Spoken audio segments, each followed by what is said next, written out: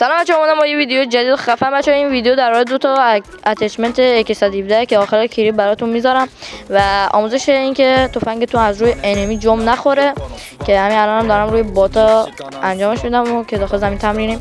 و قبل اینکه براتون بگم لایک و سابسکرایب و اون زنگوله بغلی رو بزنین که یادتون نره. بچه‌ها اول آموزش رو میدم و اتچمنت ها رو آخر کلیپ براتون میذارم. بچه‌ها میان داخل تنظیماتتون میزنین روی بیسیک و میسین تا بیسیکتون بیاد بالا. وقتی بیسیکتون اومد بالا میایین پایین تا برسین به همچین گزینه‌ای که دورش با خطای سفید زدم و میذارینش رو آن که روی آنم یه دایره زده بودم. میایین پایین و این چندین گزینه‌ای که گذاشتم روی صفر رو میذارین روی صفر و اون به جز اون صده اونو باید بزنین روی 100 که دنبال انمیاره و میایین داخل منوی بازیتون.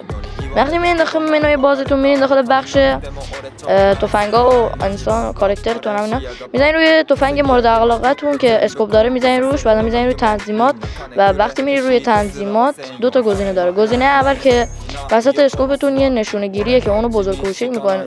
گزینه دوم در حال دور کردن و نزدیک کردن اسکوپه و اینم از اتچمنت ها.